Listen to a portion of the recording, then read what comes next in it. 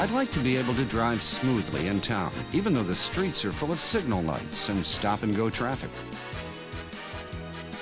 It would be nice to have more power when passing at high speeds or to climb a steep hill. It's nice to have power, but I don't want a gas guzzler. I'd like to be able to economize on fuel. As a member of society, I don't want to spew harmful exhaust gases all over. I want a car to be environmentally friendly. Up until now, we at Toyota have been addressing these needs of customers and society through various technologies. Now, a new type of engine control system which achieves high power, low fuel consumption, and cleaner exhaust gases at high levels has been born. It is VVTi, or Variable Valve Timing Intelligent.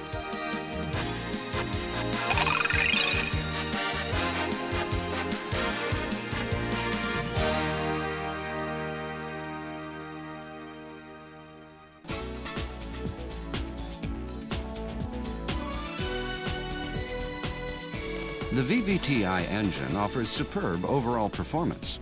To find out what this performance is about, let's compare the new LS400 equipped with the 1UZ FE engine with the previous model. With an engine modification that consists primarily of the adoption of the VVTi system, the new LS400 exhibits an improvement of over 10% in terms of output and torque. In addition, fuel economy based on average street driving has improved 6%, and the nitrogen oxides in the exhaust gases has decreased 40%. Ordinarily, a higher output, better fuel economy, and cleaner exhaust gases cannot be achieved simultaneously by the engine alone. However, as this data indicates, the VVTi engine has successfully satisfied these seemingly conflicting demands. Now, let's observe how the VVTi system accomplishes these feats.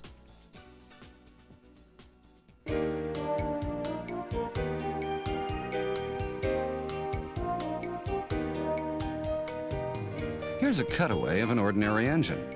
Since the cutaway cannot be used to simulate the process of combustion, let's observe a demonstration through computer-generated graphics. First, the intake valve opens. The piston descends, and the air-fuel mixture is drawn into the cylinder. Then the intake valve closes. And the piston ascends to compress the air-fuel mixture. The spark plug ignites it. The air-fuel mixture quickly burns and the pressure inside the cylinder increases, pushing the piston down. This movement is converted into engine output. The exhaust valve opens and the piston ascends. The exhaust gases, the result of combustion, are discharged from the cylinder. As we have learned from the processes described so far, the engine burns the air-fuel mixture to generate power. The timing in which the valves open and close in order to draw in the air-fuel mixture and to discharge the exhaust gases is called valve timing.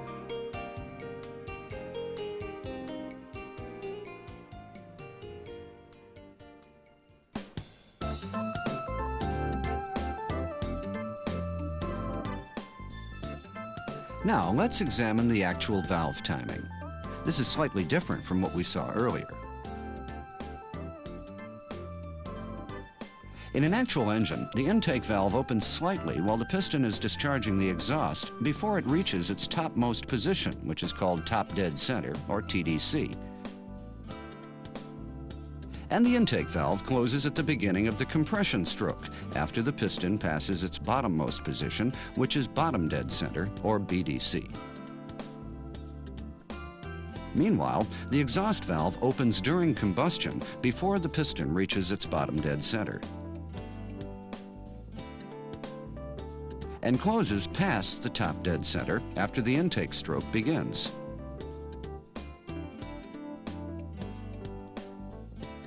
Let's find out why, in an actual engine, the valve doesn't open and close when the piston is at its top dead center or bottom dead center.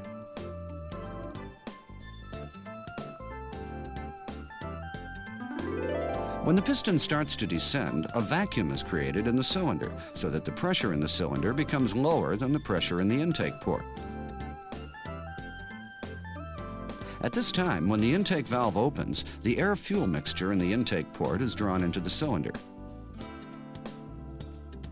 However, even if the intake valve is opened, the air-fuel mixture that was standing by in the intake port until that time cannot move immediately. Consequently, the drawing of the air-fuel mixture from the intake port into the cylinder is slightly delayed in relation to the movement of the piston, a phenomenon known as intake lag.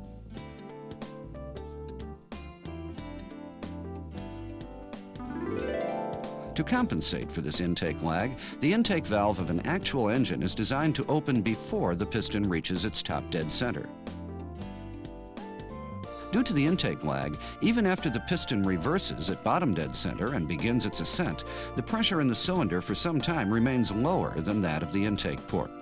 Until this difference in pressure is eliminated by the further ascension of the piston, the air-fuel mixture continues to be drawn into the cylinder.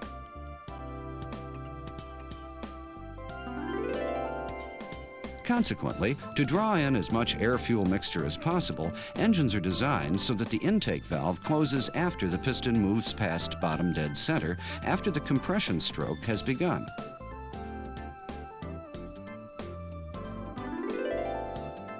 However, when engine RPM is low, the piston moves at a slow speed and the intake lag is minimal. Therefore, there is no need for the intake valve to open before top dead center or to close past bottom dead center.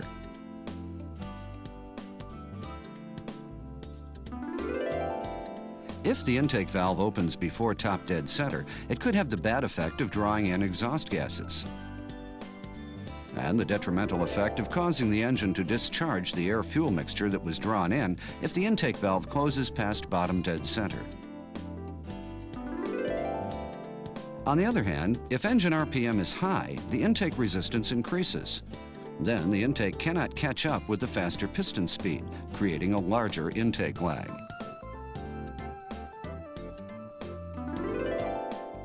To make up for the intake lag, the faster the engine RPM, the earlier the intake valve must open before top dead center, and the later it must close past bottom dead center. However, in conventional engines, the valve timing is fixed and cannot be changed. It would be ideal to enable valve timing to optimally accommodate engine conditions that constantly change. The answer to this is the VVT-I system.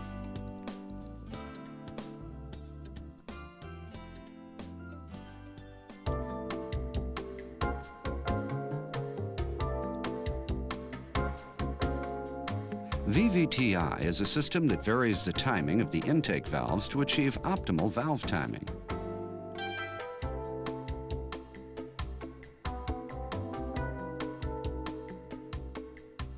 This shows that the cam position has moved and that the timing of the opening and closing of the valves has changed.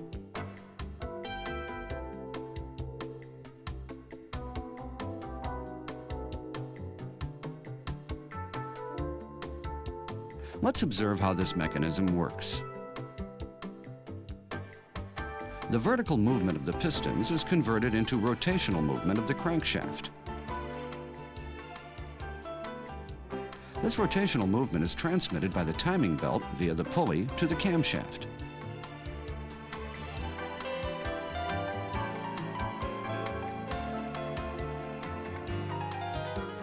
Then the camshafts rotate to open and close the valves.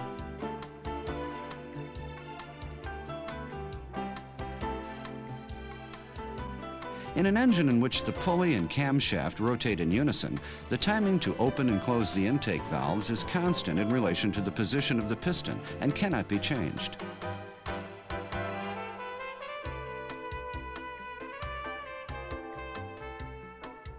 However, in the VVT-I system, the camshaft for the intake valves shifts continuously in relation to its pulley.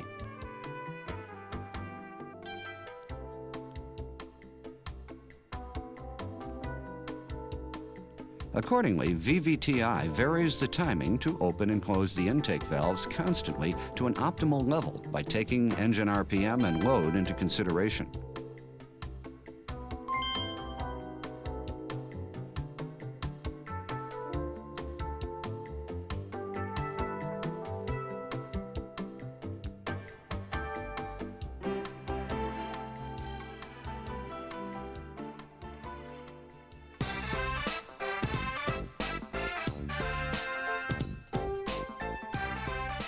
Let's now find out how VVTi changes the valve timing and under what engine conditions it operates.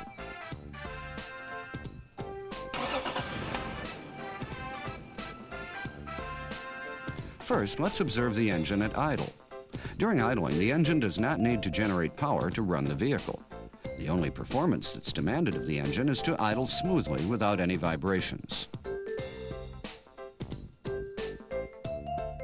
As we saw earlier, the engine RPM is low and the piston speed is low during idle. Therefore, there is no need to open the intake valve early on. Moreover, because the throttle valve is closed, the amount of intake is minimal and the pressure in the intake port is low. That is to say, the vacuum in the intake port is high.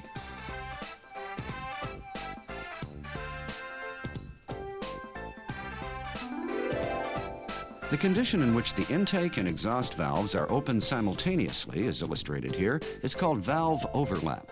In this condition, the high-pressure exhaust gases enter the low-pressure intake port. When the air-fuel mixture is in this state, combustion becomes unstable, causing the engine RPM to also become unstable.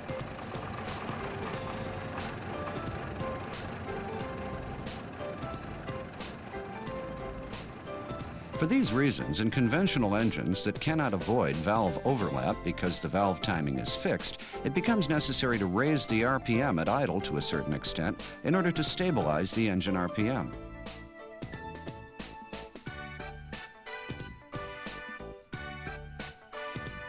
On the other hand, VVTi retards the opening timing of the intake valve during idling until there is no valve overlap.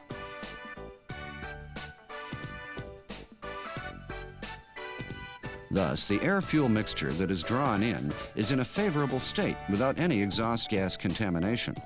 The combustion becomes stable, resulting in stable engine RPM.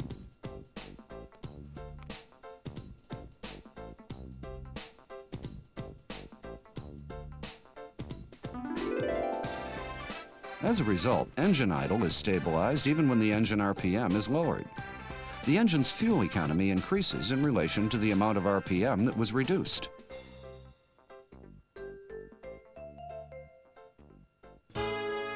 Next, let's observe the vehicle during normal driving. Normal driving is a condition of the vehicle during which the accelerator pedal is partially depressed.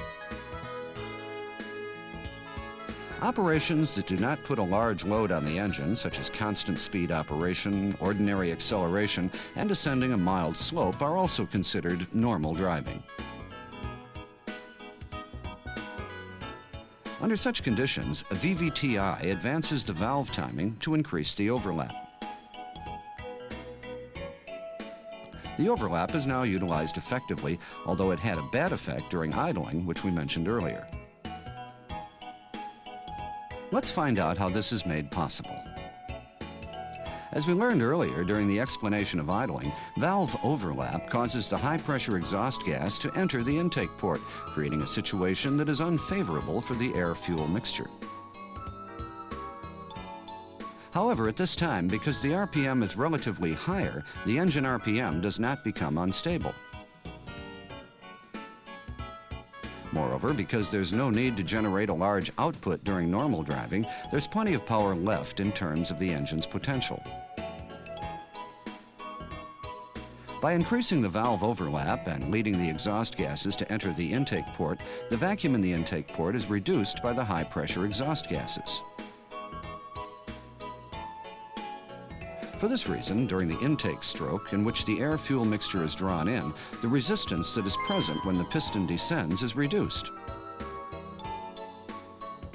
In other words, the force of the vacuum pressure that attempts to pull the piston upward is reduced. As a result, fuel economy is increased. Introducing the exhaust gases into the intake port has another important significance. It makes the exhaust gases cleaner. First of all, the unburned fuel, which is present in the exhaust gases in the form of hydrocarbons, is introduced again into the intake. By reburning it in this manner, the amount of hydrocarbons is reduced. Moreover, the combustion temperature can be reduced by introducing unburnable exhaust gases into the intake. As a result, the generation of nitrogen oxides, which are a cause of photochemical smog, can be minimized. Thus, VVTi advances the valve timing during normal driving conditions when the engine has plenty of power to spare. By doing so, the desired level of driving performance can be provided, fuel economy is improved, and exhaust gases are made cleaner. The third condition is a high load condition in which the accelerator pedal is pressed all the way, such as when passing at high speeds or climbing a steep slope. In such conditions, a large output is demanded of the engine. At this time, VVTi advances the valve timing. From the perspective of valve timing alone, the condition appears the same as that of normal driving conditions discussed earlier. However, the objective is different. When the driver is about to depress the accelerator pedal all the way, the engine RPM is still low and the piston is operating at a low speed, so the intake lag of the air-fuel mixture is short. Under such conditions, if the timing at which the valve is closed is delayed, the air-fuel mixture gets pushed back into the intake port. As a result, the amount of air-fuel mixture that can be burned is reduced.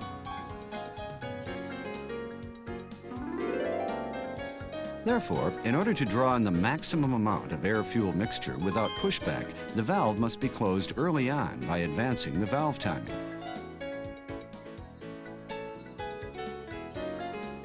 For this reason, the timing at which the valve opens is also advanced, creating a larger valve overlap.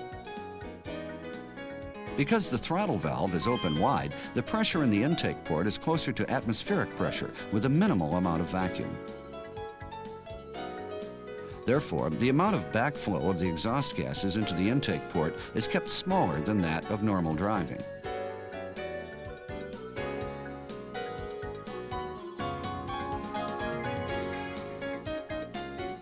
When the driver continues to press on the accelerator pedal, the engine RPM rises and the intake lag becomes greater. At this time, VVTi gradually retards the valve timing to accommodate the intake lag so that an even greater amount of air-fuel mixture can be drawn in.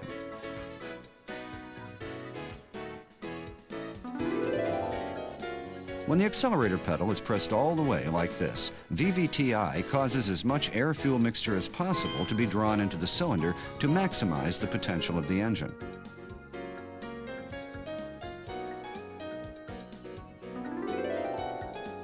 As described so far, VVTi controls the valve timing to bring the optimal engine performance into full play under the various driving conditions that are normally encountered.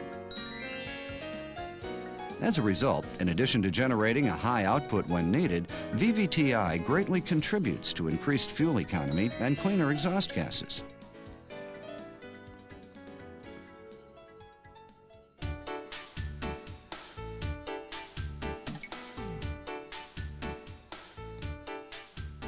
Next, let's observe the mechanism of VVTi control. This control is performed electronically.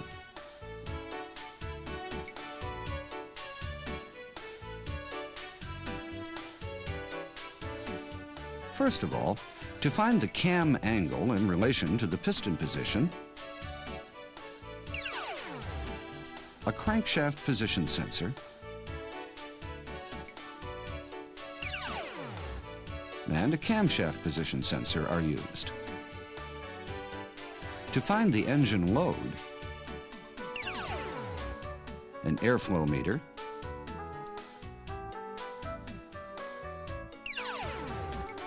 and a throttle position sensor are used. The signal from the water temperature sensor detects the warm-up condition of the engine.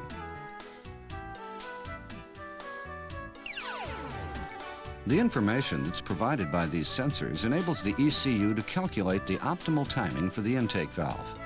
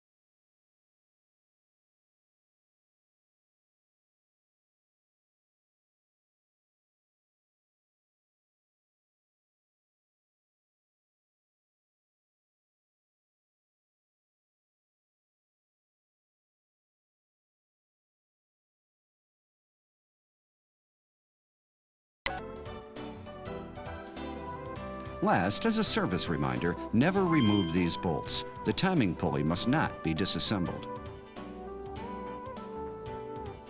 These bolts are used for adjusting the backlash of the spline gear, which is adjusted and assembled precisely at the factory. If the backlash is altered, it could create an abnormal noise or grind the gears. Therefore, if you ever disassemble the timing pulley, you will not be able to readjust it properly. Then the pulley must be replaced as an assembly. For detailed inspection procedures, refer to the repair manual.